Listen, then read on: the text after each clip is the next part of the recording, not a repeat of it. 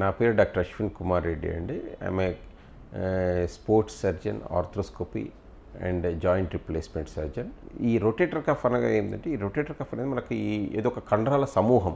మన భుజం ఏదైతే ఉందో, మన భుజంకు మొత్తం అన్ని యాంగిల్స్లో, అన్ని డిగ్రీల్లో మొత్తం ఏ కీలు తిరగనంతగా మన భుజము మనం తిరుగుతుంది ఈ శరీరంలో. ఇంత ఉంటుంది కాబట్టి దీనికి ఒక స్టెబిలిటీ కావాలి, దీనికి ఒక పటుత్వం కావాలి. ఈ పటుత్వాన్ని మనకు మొత్తం ఇచ్చేదే ఈ రొటేటర్ కఫ్ అనే కండరాల సమూహం. ఓకే, ఈ కండరాల పటుత్వం మీదే మన ఈ భుజం మొత్తం ఈ ఆధారపడి ఉంటుంది. ఈ భుజం తీసుకునే స్ట్రెస్ కానీ, ఈ భుజం తీసుకునే ఏదైతే ఒత్తిడులన్నీ కూడా ఆ రొటేటర్ కఫ్ అనేది, ఆ కండరాలే దీనికి సపోర్ట్ చేస్తాయి. అందు మూలంగా ఏంటంటే ఈ కండరాల మీద తీవ్రమైన ఒత్తిడి ఉంటుంది.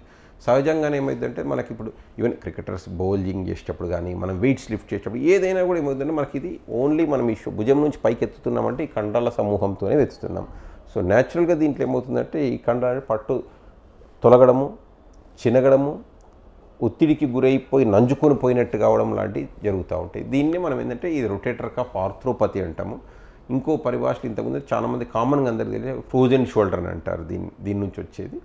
ఓకే, ఈ రొటేటర్ కఫ్ ఏమైందంటే ఇంత ఒత్తిడికి గురవుతుంది కాబట్టి చాలాసార్లు ఏంటంటే కొంచెంగా చినిగినట్టు అయిపోతుంది, మన భుజంలో నొప్పి మొదలవుతుంది. చాలా వరకు ఏమవుతుందంటే నార్మల్ నొప్పి అని చెప్పేసి నెగ్లెక్ట్ చేస్తారు. దాంతోనే ఏమవుతుందంటే భుజం మొత్తం చాలా టైట్గా అయిపోతూ ఉంది. దాంతో పడుకోవడం కూడా, ఒక సైడ్ తిరిగి పడుకోవడం కూడా ఇబ్బంది పడుతూ ఉంటారు. ఏ చిన్న పని చేయాలన్నా కూడా ఇబ్బంది పడుతూ ఉంటారు. ముందుగా ఏంటంటే దీన్ని మనం డయాగ్నైజ్ చేసుకోవాలంటే ఎందు మూలంగా వచ్చింది, ఇది కేవలం కండరాల మీద ఒత్తిడి గురి కావడం వల్ల వచ్చిందా, నంజుకొని పోవడం మూలాన వచ్చిందా, చినిగిపోవడం మూలాన వచ్చిందా, ఇది మనం చూసుకోవాల్సి వస్తుంది. ప్రతిదానికి ట్రీట్మెంట్స్ డిఫరెంట్గా ఉంటాయి. అంటే ఏ స్టేజ్లో మనం ఫిజియోథెరపీ చేసుకోవాల్సి వస్తుంది, ఏ స్టేజ్లో మనం భుజం లోపలికి కొన్ని ఇంజెక్షన్స్ ఉంటాయి, రకరకాల ఇంజెక్షన్స్ ఉన్నాయి దాంట్లో. అంటే ఏ ఇంజెక్షన్ ఎప్పుడు వాడాలా మనము దీని ఒక డయాగ్నైజ్ తర్వాత. లేదు బాగా చినిగిపోయినట్టు ఉంటే ఏంటంటే కొన్నిసార్లు ఏమవుతుందంటే ఆర్థ్రోస్కోపీ అని చేస్తాము. అంటే which gives a very good relief.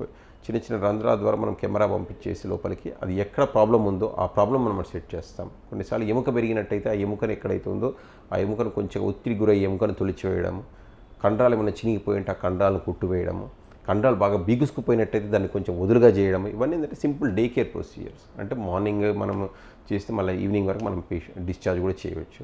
But neglect చేస్తే మాత్రం చాలా ఇబ్బంది. అంటే ఒక భుజం నుంచి మనకి ఏంటంటే ఇంకో భుజం సహజంగా ఎక్కువ వాడతాం కాబట్టి ఆ భుజము మనకు నొప్పిగా మొదలవుతాం అన్నట్టు. అందుకే రైట్.